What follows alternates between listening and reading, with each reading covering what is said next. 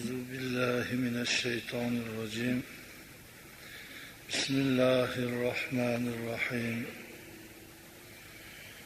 الحمد لله الذي هدانا لهذا وما كنا لنهتدي لولا أن هدانا الله. والصلاة والسلام على رسوله محمد وآله وأصحابه أجمعين. Assalomu alaykum va rahmatullohi va barakot. Hurmatli ahli islom, mo'min musulmon birodarlar. Mana bu qutlug', fayzlik, barakotlik ulug' juma kunida Alloh taolo egam o'zini bir ulug' ibodatiga loyiq ko'rib, mana shunday bir ulug' joyda ibodat qilib o'tiribmiz. Alloh taolo dargohida qabul aylasin. Dunyodagi hamma boylik, davlat vaqtincha. Ibodat, o'qigan ibodatlaringiz bu sizga doimiy abadul abad. Ibodati bor odam, namozi bor odam, itoatda yurgan inson baxtli inson. Qancha yil yashaylik, oling bir asr yashaganda ham Alloh huzuriga qaytamiz. Kiroyi dunyoga kelib yashaganimizga yarasha Allohni tanib, qo'limizdan kelgancha Allohga itoatda bo'lib o'tganimiz bizning baxtimiz, saodatimiz. Savollarga javob berish bor edi. Men bitta savolni o'qib, shu bitta savolni o'ziga hadis kitobini ko'tarib keldimki, Targ'ib va Tarhibni. Agar buni kitobdan o'qib aytmasak, qorakam ichidan chiqazyapti bu gaplarni deydiganlar ham bo'ladi. Shuning uchun mana kitobdan qarab sizlarga hayvonlarga qanday muomalada bo'lishlik to'g'risida payg'ambarimizning so'zlaridan, aytganlaridan qo'limizdan kelgancha yetkazamiz.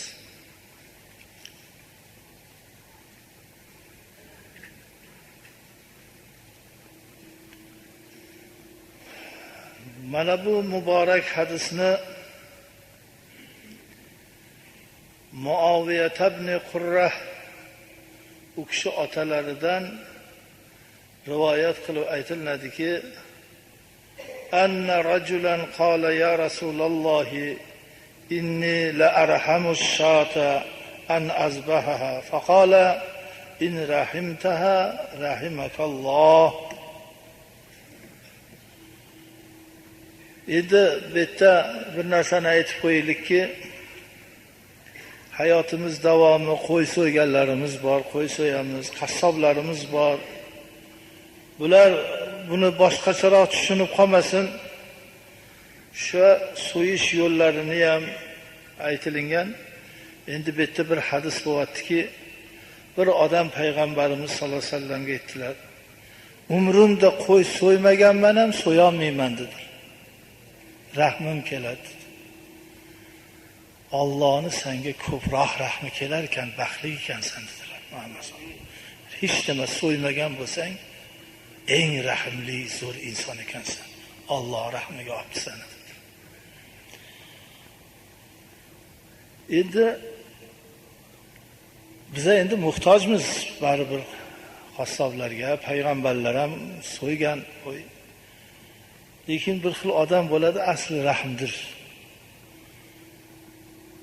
Qanaqasan, so'yavermadingmi demasdan payg'ambarimiz aytibdilarki, saodatman inson ekansan, Alloh senga hamisha rahm qiladi.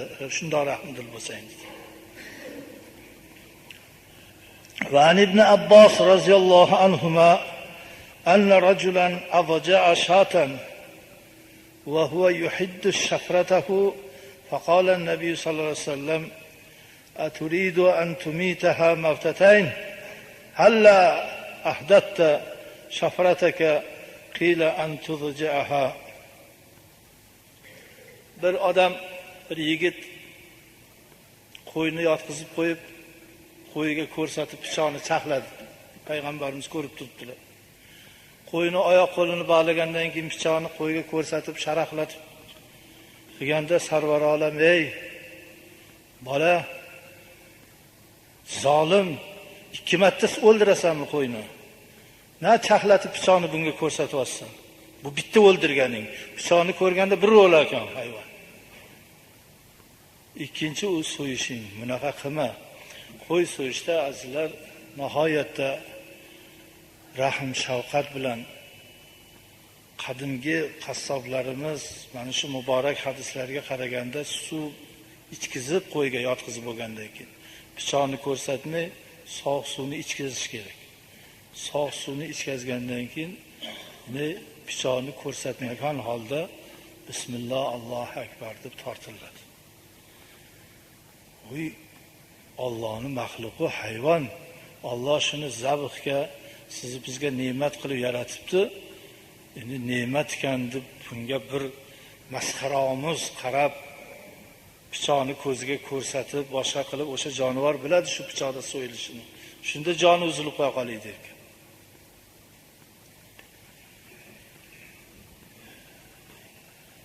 وعن الشريد رضي الله عنه قال سمعت رسول الله صلى الله عليه وسلم يقول من قتل عصفورا عبسا عج إلى الله يوم القيامة يقول يا رب إن فلانا قتلني عبسا ولم يقتلني منفعة.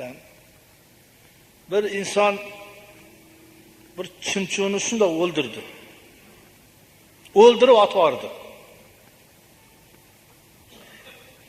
Nima o'ldirdi o'zi bilmaydi. O'ldirdi shunaqalar bor. Shunda o'ldirdi, kallasini zuvardi. Yemadi uni. Patlarini yulib bir chumchuqda bir nima chiqmaydi, uni talqon qilib yeydiganlar bor. Sho'rva qilib ichadiganlar bor chumchuni kuchli. Yemasdan shu bekordan bekor muschanimi chumchuni o'ldirdi. Tashavordi. Qiyomat kuni shu chumchuq chinqirar ekan qiyomatda Allohga nola qilib. Mani yemadi, shunda o'ldirdi, tashadi. Bitta chumchuq emas, boshqa chumchuqlar ham shunga kiradi. Agar muschami, kaptarmi, ola qarg'ami, zomi, boshqami, maynami o'ldirish kerak emas. Yeydigan bo'lsang o'ldir. Yemaydigan bo'lsang o'ldirma. Qiyomat kuni Alloh taolodan shu qasosni olib berishni talab qilar ekan.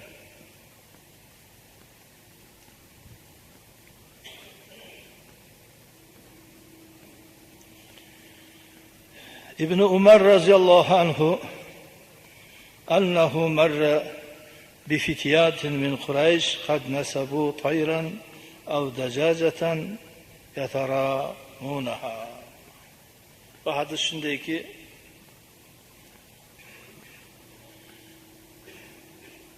ikkita yosh yigit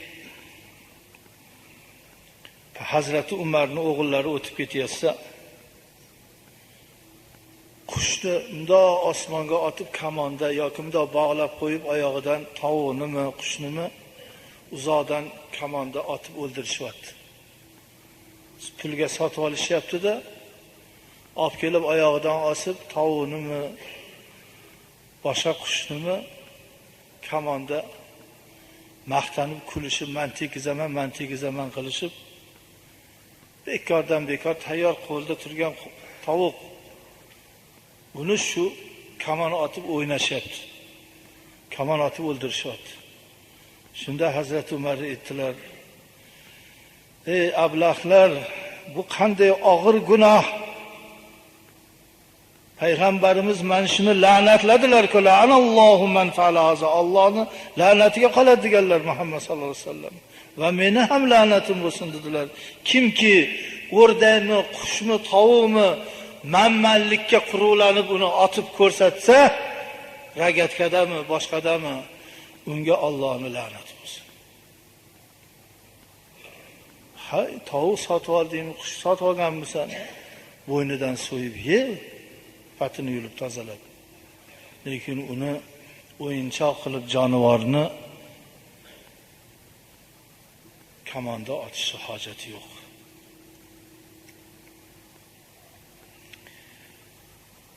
Bu hayotimizda eng kerakli masalalardan, bularni biz uncha e'tibor qilmaymiz.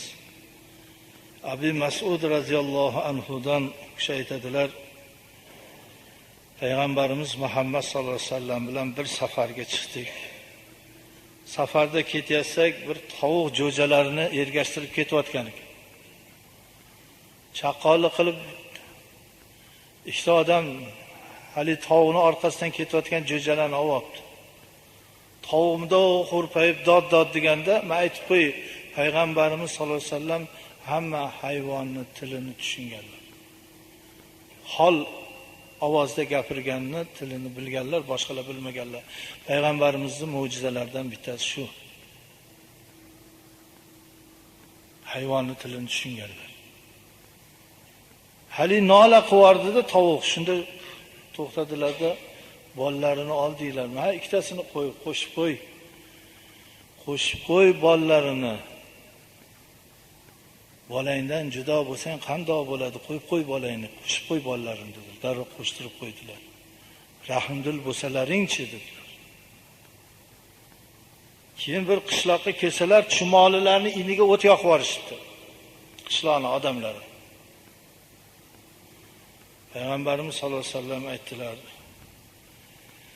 "Innahu la yanbaghi an yu'azziba bin-nar illa Robbun nar."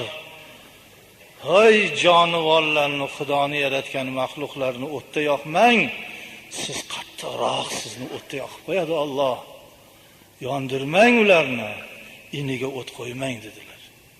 Insoniyat unga bergan aqldan foydalanib juda ko'p qirg'inni o'ylab topishadi. Birinchi qirg'inni-ku odamga o'ldirish. Pichoq ixtiro qildi, nayzani ixtiro qildi, kamonni ixtiro qildi, to'pponcha, miltiq, avtomat, undan balo battarlari. Shu oralikda insoniyat hayvonlarni ham o'ldirish oson yo'llarini yo'qotish, qirg'in qilish. Bu narsalarning oxiri o'chi bor. Oxiri bir uvoli borki, bu narsalardan tiyilmagan insonlar to'laydi shu narsalarni joni bilan, hayoti bilan. Bir odat bor ekan, elektr qo'yib suvda baliq ushlash. Tokka elektr tashab, faqat baliq emasdi, endi bekordan bekor suvni ilonimi, qurbaqasimi, boshqa jonivorlari ham o'ladi. Ularni yemaydi, tashlavoradi yoqqa. O'sha yaxshi odat emas. Shularning hayotiga zomin bo'lgan bo'ladi. O'ylayapsiz, u jonivorlarning qasosi yo'qmi? Ularning hisob kitobi yo'qmi? Odamzod mana shu odam o'ldirishda pashsha o'ldirib o'ynaydi, tishqon o'ldirib o'ynaydi, mushuk o'ldirib o'ynaydi, it o'ldirib o'ynaydi. Kim odam o'ldiradi o'sha odam? Bolangiz bitta narsa o'ldirganda o'ldirma bolam deng, o'ldirma, rahm qil. Senga ziyoni bo'lmadimi, rahm qil.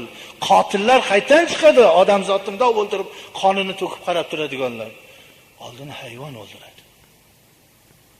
Yasha, mushukni o'ldirdingmi? Voy, qoyil qilsan. Chimchonotni o'ldirdingmi? Yasha g'o'roz. Bo'lmaydi, berahm bo'ladi. Qarg'iydi shu jonivor, odam o'ldirginam deydi yo. Hayvonlarni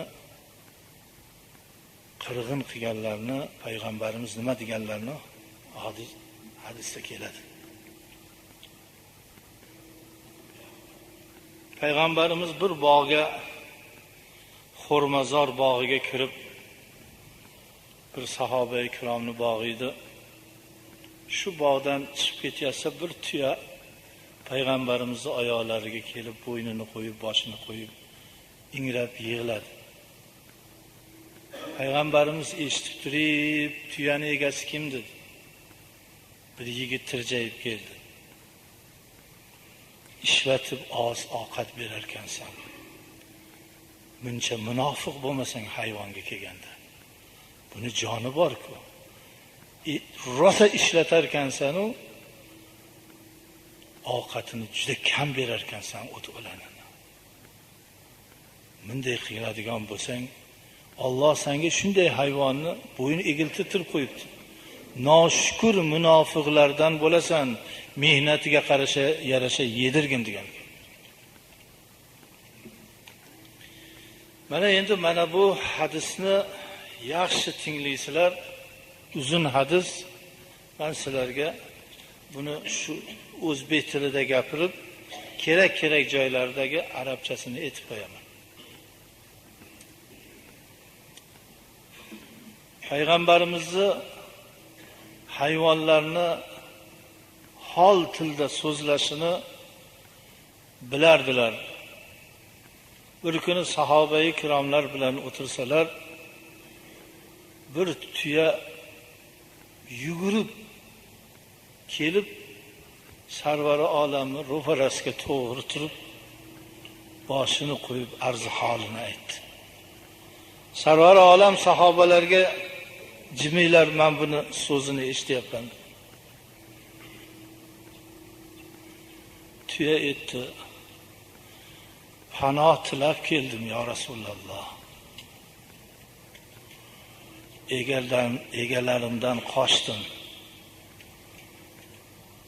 Menga qolganda egalarim munofiqlik qilishyapti. Rosa ishlatishdi.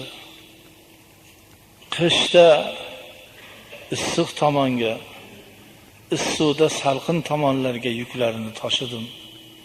Mehnatlarini rosa qildim. Endi mendan bitta farzand bolani qilib olishdi-da, kichkina bo'taloni endi meni so'yishmoqchi. Meni qutqazing." Shunda tuyani egalari yugurib kelishdi. 3 kundan beri qidirardik, bu tuyani topdik. Sizni oldingizda turgan ekan dedilar. Ishlatib endi so'ymoqchimisan? Odam do'stini go'shini ham yeydimi dedilar. Yo, so'ymaymiz. Boshqa ishlatmaymiz dedi egalari. Munofiqliging yuzingdan bilinib turibdi. Hozir olib ketib so'yasan dedilar. Shumi seni rahmating tuyani xizmatiga? Nech pulga sotasan tuyani dedilar. 100 dinarga. 100 dinarga Muhammad Rasul Akram sallallohu alayhi vasallam tuyani sotib oldilar. Mana pulni ol ketaveringlar. Bor sahroda yontog'ingni yeb, qilgan insonga mehnatlaringni endi rohatini surdilar sarvar. Inson shunday maxluqki, yaxshi ham eshakning go'shti harom. Qolgan otni bo'lsin, boshqa tuya bo'lsin, rosa sog'ib, minib so'yib go'shtini sotadi yo yeb tashlaydi. Ana endi tuya payg'ambarimizni quloqlarini oldiga kelib bir nima dedi, payg'ambarimiz omin dedilar. 2-3 marta omin deb 4-chi omin deganlarida yig'lavordilar. Tuya ketdi. Sahobalar aytadilar, so'radik, "Ya Rasululloh, 4 marta omin dedingiz. 4-chisida yig'lab ham omin dedingiz. Bizga tushuntiring." Tuya duo qildi dedilar. Birinchi duosi etdi: "Qur'onu islomda aziz bo'ling ey Allohning payg'ambari" dedi. Men omin dedim. Ikkinchisi: "Sakkanallohu ru'ba ummatik yawmal qiyamati kama sakkanta ru'bi." Meni qo'rquvdan taskin toptirib, qo'rquvdan, xavfdan qutqazganingizdek, sizni ummatlaringizni Alloh qiyomatda xavf xatardan qutqazsin. Amin dedim. Uchinchi amin deganim deydilar.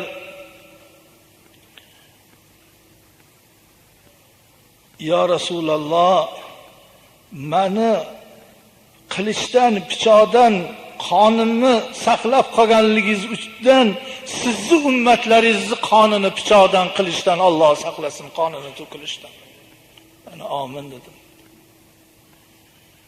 To'rtinchisi, yig'laganim ummatlaringizga boshiga tez balo kelmasin. Tuhmat bo'xtonlarga qolishmasin.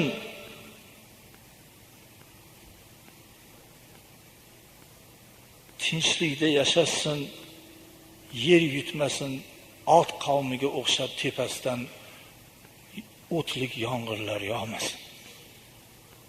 Shunda sarvar olam yig'lab, Alloh shu jonivoringni hol tilda aytgan duosini qabul qildingmi deganda, Jabroil alayhisalom aytdi, sizni barcha ummatlaringizga shafoatingizni nasib etdi Alloh, tuyani duosi bilan.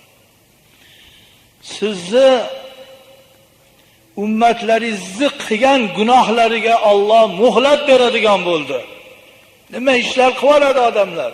To namozga kirguncha, to ibodatga kirguncha, nimalarni qilardi? Alloh o'shalarni o'sha duo mustajob bo'lib balo yubormasdan tavba vaqtiga muhlat beradi azizlar. Yer yutmaydi. Tepadan bir balo kelmaydi. Bu taqdirga yozilib qoldi. O'ylaysiz, endi mana endi qarang, hayvonga rahm shafqat shu darajada ekan, insonga bo'lsa-chi, insonning uyiga o't qo'yilsa nima bo'ladi? Chumolining uyiga o't qo'yganga dovzaxning o'ti bo'lsin dedilar, insonning uyiga o't qo'ygangacha. Chumchuqning uyini buzgan la'natga qolsin dedilar, odamzotning uyini buzgancha. Ig'vo qilib, g'iybat qilib, chaqimchilik qilib, er xotin o'rtasini buzib, amallatlar qilib, sehr jodular, endi ular ku namozxonga ta'sir qilmaydi-yu, baribir shuni harakatida yuradiganlar bor. Iymondan ajrab la'natga qoladi ular. Yeydigan, so'yish halol bo'lgan, ruxsat bo'lgan narsani ham qiynamasdan shariatga muvofiq rahmlik bilan hayvonlarni bilan ko'p befarosatli ishlar hayotda o'tadi-da. Mana masalan qassoblar oldingi paytda otib olib, aroni ichib olib, bismillah deyman deb o'rnayin devorganlar ham bo'lgan, so'yayotganda harom bo'ladi go'sht. Harom bo'ladi go'sht. To'ng'izli go'shti nima bo'ldi-yu? Xuddi so'kinib so'ygan nima bo'ldi? Bitta bo'ldi, qo'ydi. Qassobchilik yarim pirlik narsa bu. Nihoyatda hushyor, nihoyatda e'tibor. Sani zabhini odamlar yeydi-da halol deb. Avvalo-ku mayli ko'rmasdan yeganga u gap yo'q baribir. U nima dedi ham, shuning uchun farosat bo'lish kerak. Musulmon qassob harom narsani ichmasdan, iste'mol qilmasdan, qani endi bapoyi tahorat zabh qilsa, o'ziga ham boshqasiga. Lekin hayvonlarni boshqacha yo'llar bilan o'ldirish juda katta gunoh. Bir paytlar chiqdi, tilsiz hayvonlarni po'stini teshib, nasos bilan damlab, semiz qilib sotadiganlar bo'ldi. Shunaqa insonlar hayotimizda borligi uchun ham ko'p barakotlarimiz ketib, bitta joyni yopsa ikkinchi joy ochilib, Chunki azizlar, o'zbek xalqi dindan hamisha xabardor bo'lib kelgan xalq. U Turkmanni sahrosida ot choptirgan ko'p narsani bilmaydi.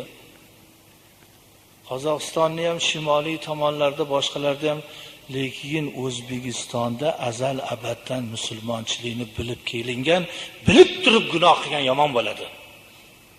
Kimlarning avlodi? Ko'pi xo'jalar, saidlar, ota buvasi namozxon, mulla, olim, qori bo'lib kelganlarning avlodi aroq ichib, to'ng'iz go'shti yeb, bir-birini ig'vosini qilib, zino qilgandan keyin ketdi hamma narsa. Eng aqlligini urasiz bolalaringiz sho'xlik qilsa. Sanin nima balo urdi deb mana ular-ku o'zi bilmasdi. Sen bilib turib qildingmi deysiz, bilib turib qilganmi? Bilib turib qilgan yomon. Bilib turib sudxo'rlik qilindi. Kam gapirdikmi masjidlarda? Pirasin omang, piras sudxo'rlik qildi. Oldi o'shani, yedi o'shani, oxiri o'sha qani o'sha? Puli ko'paygan qani pirasin bilan? Boyib ketdimi yo dardga chalindimi? Yo sindimi? Zakotini bermagan tujjorlar nima bo'ldi? Zakot desangiz sadaqani tushunadi ko'chada yurgan.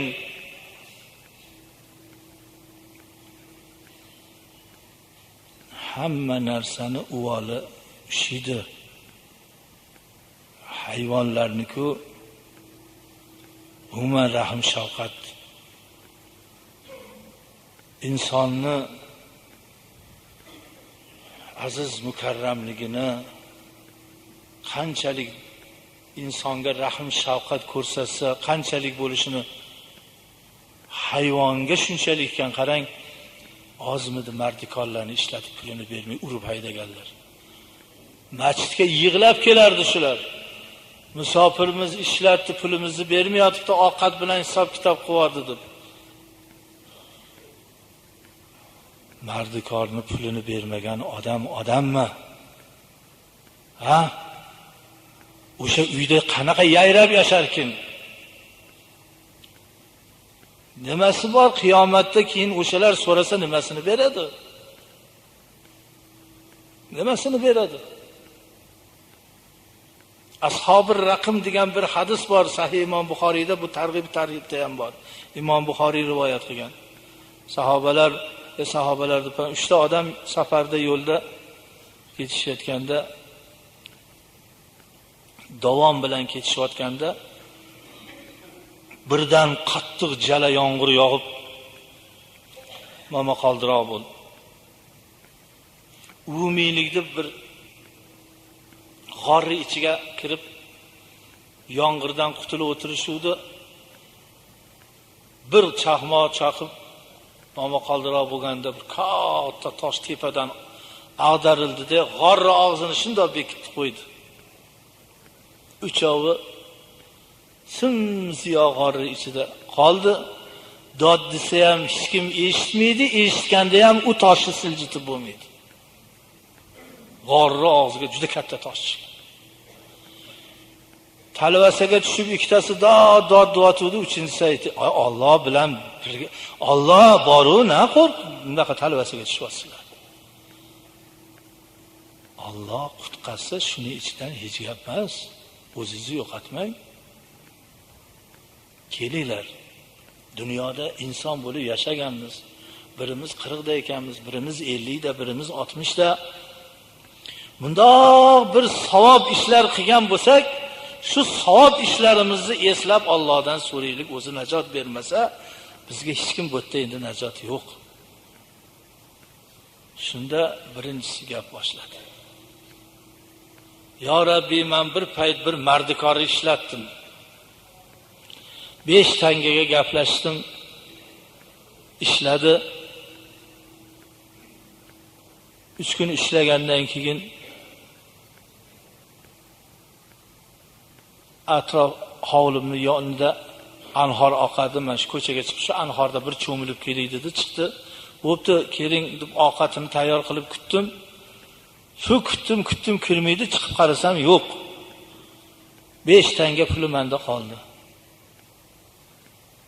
Bir oy kutdim, yo'q. Puli bekor turmasin deb ikkita qo'yib qo'ydim 5 tanga. De qo'raga qo'shib qo'ydim. 10 yildan keyin 10 yil o'tganda shu odam kirib keldi, tanidim. Assalomu alaykum birodar, meni tanidingizmi? Tanidim. Uyingizda 3 kun ishlovdim. 5 tanga pulim qoluvdi. Meni o'shanda suvga cho'milib chiqishimga podshohning askarlari o'tayotgan ekan, hujjat so'radi. Hamma vaqt hujjat bo'lgan ekanda. Hujjatim yo'q edi, olib ketib zindonga tashladi. Siz o'ylamang, hujjat surishtirish kecha chiqdi. Hamma joy shahar bedarvoza bo'lmaganda. Hujjatim yo'qligidan zindonga tashlashdi. Mana bekordan bekor 10 yil yotib chiqib kelyapman. Sizdan boshqa tanishim yo'q. Boradigan joyim yo'q, pulimni bersangiz.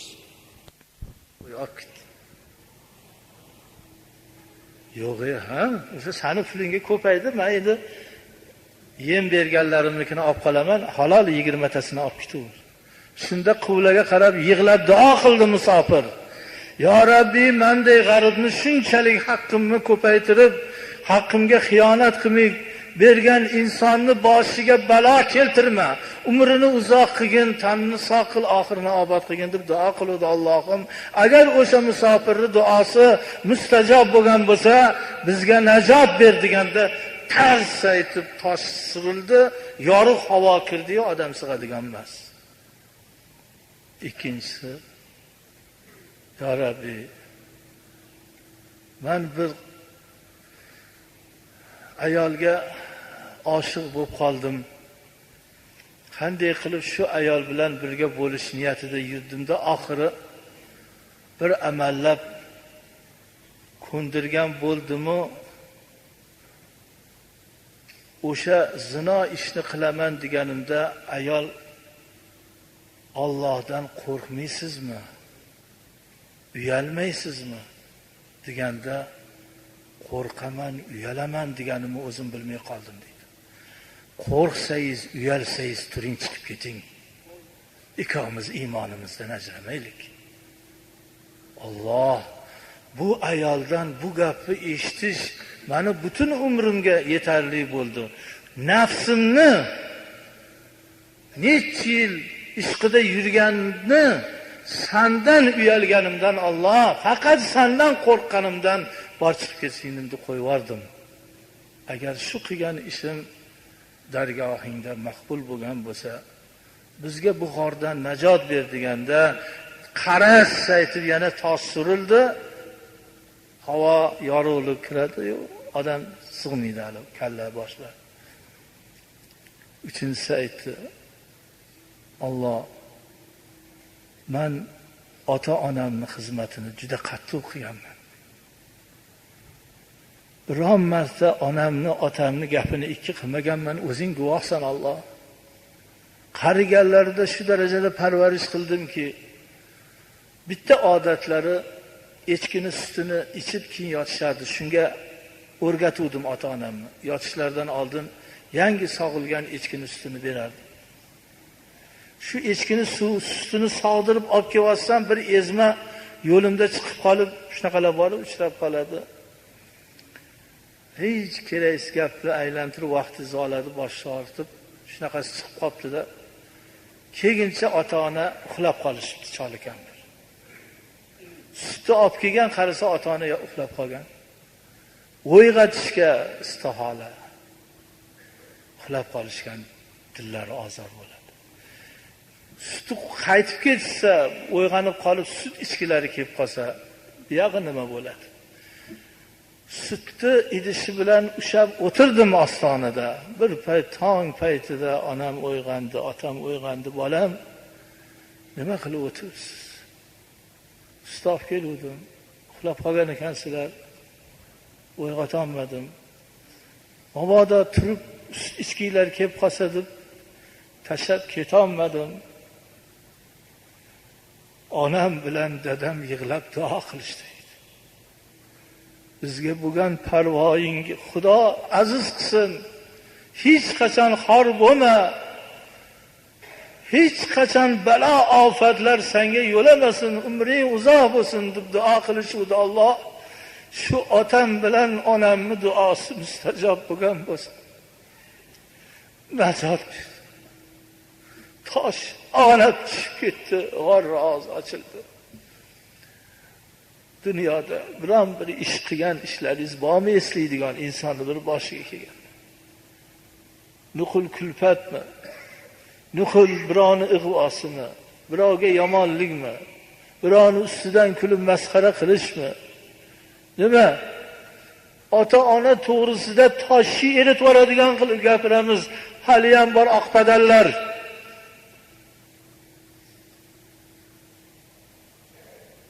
Xudo o'shandan qilib qo'ymasin. Ularni toshga o'xshatadi Alloh.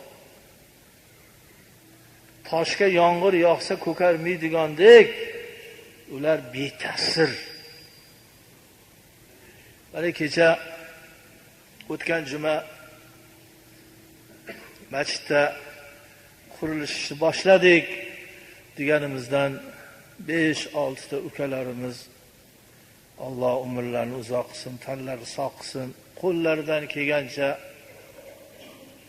yordam berish turishibdi. Alloh ikki dunyolarni aziz qilsin. Yana bir Xurshid degan ukamiz Kattaqo'rg'ondan yosh yigitcha u yordam. Jonboy, Samarqandning Jonboy rayonidan bir birodarimiz, u kishi sevimmidi, puldamidi ish qilib, endi mana bu yerda ular bor endi. Ular parvo, falak. Bir avliyo sifat odam bor edi. Avliyo sifat odam bor edi. Shu masjid oldida turib olardi-da, o'rniga buzilib apteka qurildi. Kallaxonaning pastida bir masjid bo'lardi. Tohir Zohra degan magazin qurildi, uni yoniga apteka qurildi, shu masjidni buzib. Shuni o'rnida masjid bordi yaxshi. Shu masjid oldida turib olardi-da, o'ladiganlar bu yoqqa keling, o'lmaydiganlar o'tib ketavering deylardi. Biz kulardik, nima deyapti? O'ladiganlar kirarkanda masjidga deb kirmaslik yosh bolamizda, o'ladigan bu yoqqa kirsin, o'lmaydigan to'g'ri o'tib ketaversin deb. Demak, bu gapda ma'no juda katta. O'limni esga oladiganlar, oxir hisob kitob borligini biladiganlar masjidga kiradi. O'lmayman deganlar ketaveradi. O'lmayman deydi ular. Men masjidga ishim tushmaydi deydi. O'lmayman men deydi. Ana ular o'shalarga shunday derkanlar. Muhtaram birodarlar. Maqtanamiz. Bitta 80ga kirgan qariya maqtanyapti. Mana o zanjirimni ko'ring, qoraka deydi. Bo'yim bundoq bo'lib qopti og'irligidan tilloni. Mana o'g'lim men shuni berdi menga deydi. O'zi umrida namoz o'qimagan. O'g'li ham o'qimagan. U nima, u temir tosh, endi oltin metal bo'lganda ham, qimmatbaho metal bo'lganda ham metalda, temirda jonni saqlab qolarmidi? Umri saqlab qolarmidi? Qabrda bir hamro bo'larmidi? Bu 12 yillik gap o'tib ketdi ham bilmadik. Tiros kimda qoldi, kimda qo'ymadi. Ibodatimiz bizdan oldin bizani kutib olar ekan namoz. Yaqin og'ayniz bo'lib, do'stingiz bo'lib. Sadaqotlaringiz, ro'zalaringiz ko'rni nur aylab, hamroh bo'lib. Endi u qandoq bo'ladi egasini o'ziga ayon ish qilib toat ibodatlaringiz qabul bo'lgan bo'lsa birontasi yakalatib qo'ymaydi. Ana boylik, ana baxt, ana saodat. Hali Ermitajlarda brilliantlar qo'yib qo'ygan. nechi ming odam shu birlandida o'lib ketgan ekan. U haliyam yaltillab turibdi. Allohni kalomiga ishqivoz qilganiga hamd sano. Namoziga ishqivoz qilganiga hamd sano. Brilliantlarga, qartalarga, zinolarga, qimorlarga ishqivoz qilib qo'yganda nima qilardik? Qo'limizdan nima kelardi? Bu ham yomon narsa. O'sha narsalardan o'zini tanitib, hidoyat berib, bu yo'llarga kirgizdirib qo'ygan Allohga hamd sano bo'lsin. Onani, otani xizmatini qilishdik dunyoda katta baxt yo'q. Ana shunday baxtga muyassar qilgan Allohga hamd sano bo'lsin. Qaysi bir 90 ga, 95 ga, 100 ga yo 80 da kirganlarni suhbatlasak, hammasi ota-onasining duosini olgan bo'ladi ya shular. Qarindosh urug'iga yordam bergan bo'ladi. Shu yerda bir Musa alayhisalom bilan Allohni rozi aytishganini payg'ambarimiz aytib bergan ekanlar sahobalarga. Musa alayhisalom so'ragan ekanlar: "Ya Rabbi, ota-onasini dunyoda xizmatini qilib o'zidan rozi qilgan bandanga nima mukofoting bor? Bu dunyoda aziz qilib, oxirat azobidan ozod qilaman. Ikki dunyosini obod qilaman. Qarindoshlaridan, akasidan, ukasidan, opa-singildan, qasa-ana, amma, xolalardan, tog'alardan xabar olib, shularga siylay rahim ko'rsatib yurgan jiyanlarga shunaqa bandanga nima mukofoting bor? Umrini uzoq qilib rizqini keng qilaman" dedi Alloh. Men qancha odam bilan suhbatlashdim, yoshi ulug', baxt, xarish, hesha aqrabosiga ko'p yaxshilik qilganlar. Ko'p joyda shuni ta'sirlanib aytaman. Imorat qurayotgan, uchastka qurayotgan ukasidan kasal opasi: "Uka, dorimga ko'p pul ketyapti, hisoblab chiqdim, shu $200 borar ekan. Sanda bor, shu dorini olmasam bo'lmas ekan" desa, "Opa, qaysi yuzing bilan imorat qurayotgan odamdan pul so'raysiz? Men uchastka qurayotgan bo'lsam, mendan pul so'raysizmi? Vijdoningiz bormi?" debdi. Vijdonlik nomard. O'ldi opasi. Opasi o'ldi kasal bo'lib. Lekin ming afsus qurgan uchastkasiga o't ketdi. Yomon yondi. O'nglanolmay qoldi shu yongandan. Allohni qarang, ko'chib kelgancha qo'yib berib turdi. Hamma mol dunyosini qo'yganda inek o't ketdi-ya. Inson mayli uy joyini topar, mol dunyoni topar, jigari topib bo'ladi. O'shanaqa hol takrorlanadimi yana? Opasi tirilib kelib pul so'raydimi yana? Boshqa kelmaydi opasi. Shunda berganda juda katta savob topgan bo'lardi. Juda katta savob topgan bo'lardi. Alloh taolo insof tavfiq bersin hammamizga. Alloh hammamizni rushdi hidoyatda qilsin. Savollar shu hayvonot olamidan edi. Shuning uchun ikkita hadis bilan qoniqmay sizlarga yana yetkazib qo'ydik. Bir yigit yozibdi: "Biza Surxondaryodan kelib shu yerda ishlab turgan og'aynilaridek bittamiz vafot qilib qoldi. Shuni ko'mgani go'r kovlatib ertasiga mayitni olib kelsak, qop-qora ilon turibdi go'rni ichida. Juda xunuk ko'rinish ilon. Biz hayron bo'ldik. Ketkazishni ham, qo'yishni ham bilmadik-da, oxir go'rkovni o'zi bir amallab qo'ydi. U ilon mozorda ko'ringan ilon farishta bo'ladi, azob farishtasi. Oddiy ilon bo'lmaydi.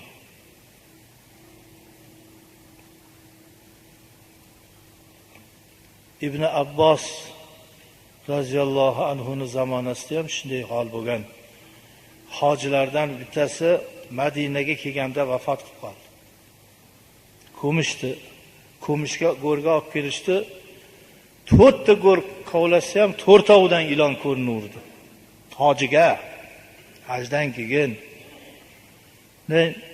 ibn Abbos oldilariga kelishib, sahoba-i kirom birinchi Qur'onni tafsir qilgan zot shunaqa desa, sizlar hoji bo'lganliklaringiz uchun, musofir bo'lganliklaringiz uchun ko'zingizga ko'ringan. Oddiy odamlarning ko'ziga ko'rinmaydi. Endi 100 ta go'r qazisanglar ham o'sha ilon ko'rinaveradi, qo'yib chiqaveringlar. Sizlarga ziyon qilmaydi. Go'rga qo'yib chiqishdi. Ibn Abbos aytdilar, odamlarning haqqiga xiyonat qilgan odamga qiyomatgacha ilon azobi bo'lsin degan ekanlar payg'ambarimiz sollallohu alayhi vasallam. Ilon azobi beradi birovning haqqini yeganga. Kelib kiyimlarini olib borib xotiniga Shomga borishganda, hali eriz hajda vafot qildilar. O'sha yerga ko'mib keldik. Kechirasiz, ishlari nima edi? Tegirmonchi edilar.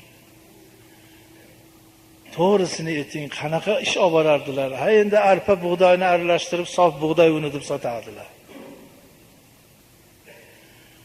Sutlarimiz yaxshi, lekin hali ham topilib qolyapti-da sutlarga suv qo'shadiganlar. Odamlarda shunday gap bo'lardi bundan 25 yil, 20 yil oldin.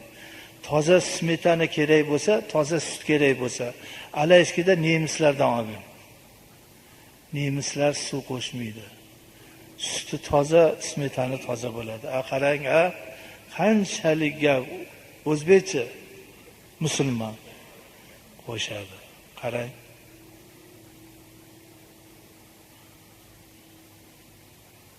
Insof, diyonat. Voy musulmonmiz, Alloh deymizja, lekin omonatga, xiyonatga usta. O'sha endi u yog'ini men bilmadim, ilon ko'ringan bo'lsa, o'sha ukalarim musofir bo'lganlaringiz uchun ko'ringan. Sizlarga ham endi shu insonni endi Alloh o'zi nima qilsin, bir narsasi bo'lgan. Xiyonat yomon narsa azizlar. Endi insof bersin hammaga. O'limni eslasa, go'rda bir kun yotishini eslasa, o'ylab sutga suv qo'shadi, o'ylab biror narsalarni ungamidi, boshqagamidi o'ylab aralashtirib, xiyonat yomon. Qarang, hajga borgan bo'lsa ham xiyonatdan xoli bo'lmadi, qutula olmadi. Hajga borgan bo'lsa ham. Shuning uchun u xiyonat qilib bir hajga borib kelsam, hamma zo'r bo'lib ketadi demang. Xiyonat u qiyomatda hisob kitobi olinadigan narsa. Ilohi amin. Rabbana taqabbal minna innaka antas samiul alim va tub alayna ya Mavlana innaka antat tawwabur rahim. Allohim yurtimizni tinch obod qil.